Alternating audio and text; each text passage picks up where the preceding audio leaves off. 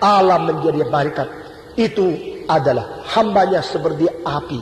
Jadi di sini saya minta sudah perhatikan bahwa malaikat-malaikat dan hamba-hamba Tuhan mempunyai dua lambang yang sekaligus menjadi ciri khas mereka. Malaikat-malaikat Tuhan, hamba-hamba Tuhan seperti badai, hamba-hamba Tuhan seperti angin. Nah saudara-saudara, sejak umur 17 saya memperhatikan kedua istilah ini. Lalu saya menyelidiki dalam kitab suci, apakah yang mau diartikan oleh Tuhan? God make his servants wings and his servants just like fire.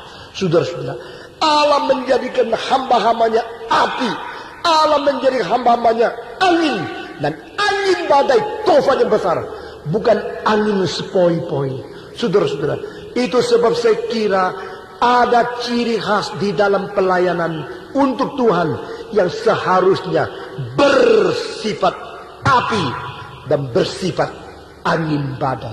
Saudara-saudara, saya suka sekali melihat anak muda yang melayani Tuhan seperti api, seperti angin yang tiup, seperti badai yang kencang. Karena apa?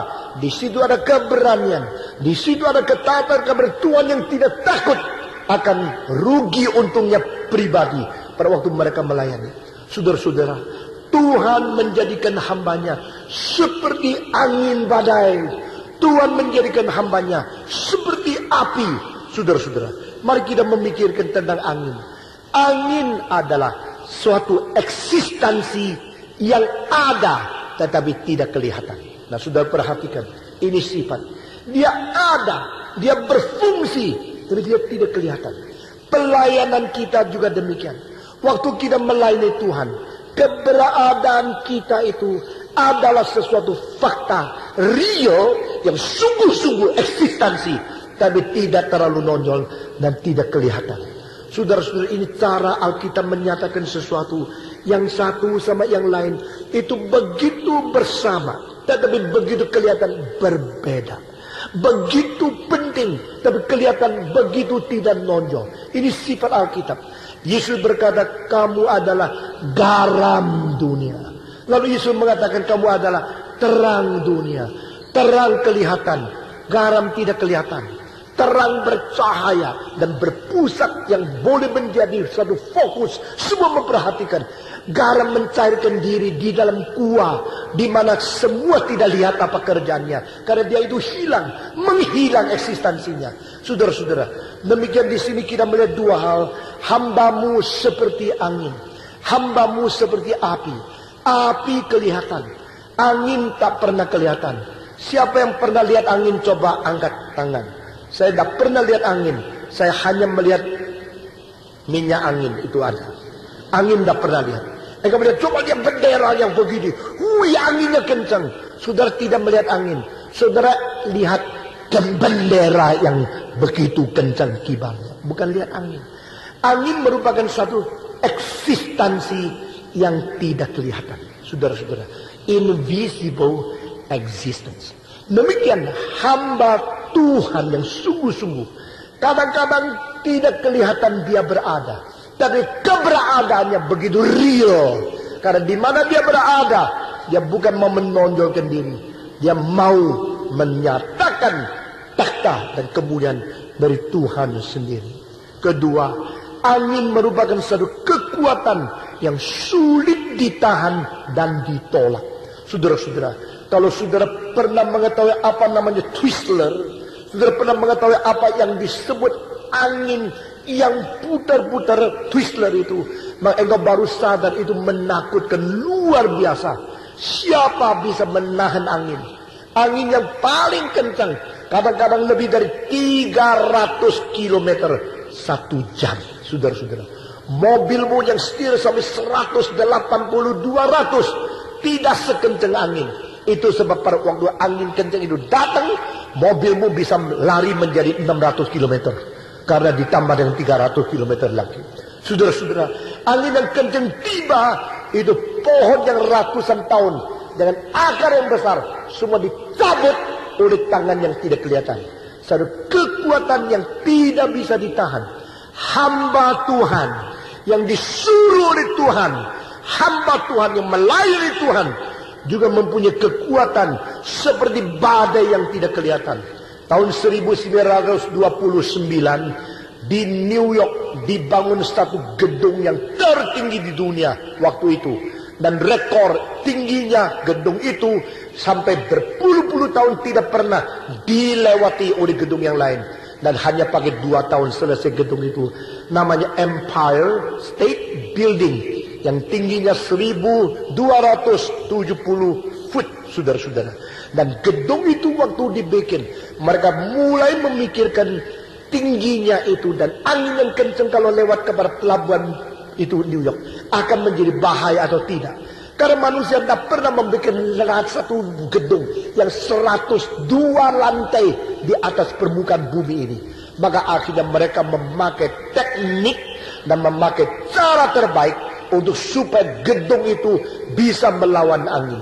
Sebagaimana saudara belajar, saudara mengatakan Manhattan 95% terdiri dari granit.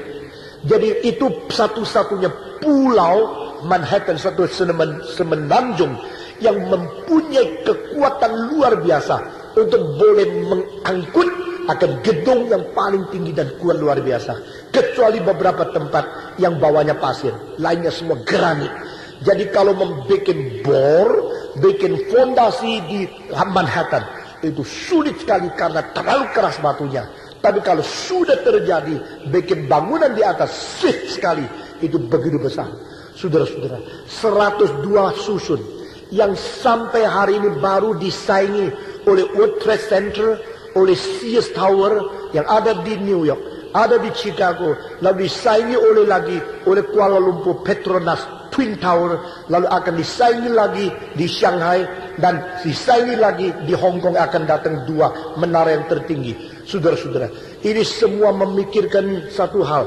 Kalau angin yang kencang 200 km datang bagaimana? Itu bahaya tidak? Itu betonnya akan bagaimana? Maka mereka pakai bahan-bahan elastis yang bersifat karet dan sebagainya di dalam fondasi. Sehingga tahun 31 itu sudah mungkin seluruh gedung itu kena angin paling kencang, bisa goyang tetapi tidak bahaya sampai 90 cm, saudara-saudara. Jadi gedung di paling atas itu kalau angin kencang bisa gini sedikit, tapi balik lagi, saudara-saudara. Waktu konser banyak lari pulang, tidak mau lari dengar pujian kepada Tuhan karena ketakutan terpendam di dalamnya. Saudara-saudara, inilah angin. Angin yang besar itu adalah cara Tuhan bekerja. Angin mentiup itu satu eksistensi yang tidak kelihatan. Angin tiup itu merupakan satu kekuatan yang tidak bisa ditahan. Angin yang tiup itu juga merupakan sesuatu pembersihan yang luar biasa. Bedanya kota Hong Kong dan kota Taipei adalah sama-sama kira-kira 6 juta manusia. Hong Kong terdiri dari 132 itu pulau-pulau. Dan Taipei terdiri dari distrik-distrik yang semua dikelilingi oleh gunung. Hong Kong dikelilingi oleh laut, Taipei dikelilingi oleh gunung. Bedanya apa? Bedanya kalau angin kencang lewat Hong Kong, saudara-saudara, Hong Kong cepat menjadi bersih udaranya. Tapi angin kencang lewat Taipei, ada sebagian yang tidak bisa keluarkan di dalam lembah. Akibatnya adalah Taipei selalu polusinya jauh lebih hebat daripada kota Hong Kong. Karena apa? Karena pengaruh angin di situ dihambat oleh gunung-gunung yang keliling, sehingga basin yang berada di bawah selalu lebih basin juga, saudara-saudara, karena udaranya kotor. Jadi kadang-kadang saya pikir, siapa yang bisa sapu surga? Kalau tanah kita kotor, langsung ibu rumah tangga ambil sapu bikin bersih. Sedikit kotor sudah tak enak. Apalagi yang mereka yang senang sekali bersih. Satu batang rambut sudah tidak bisa tahan, maka bikin bersih. Tapi saudara-saudara, sapu lantai ini gampang. Sapu surga gampang. Sapu langit gampang. Langit polusi Jakarta setiap hari naik ke atas udara polusi. Kira-kira 135 ton, saudara-saudara. Kecuali tahun lalu waktu sepi. Sekarang sudah macet lagi kan? Sekarang sudah penuh sesak mobilnya. Setiap hari yang udara itu ringan sekali. Tapi setiap hari yang naik ke angkasa, naik ke udaranya kota Jakarta ini, tudungan daripada polusi-polusi udara.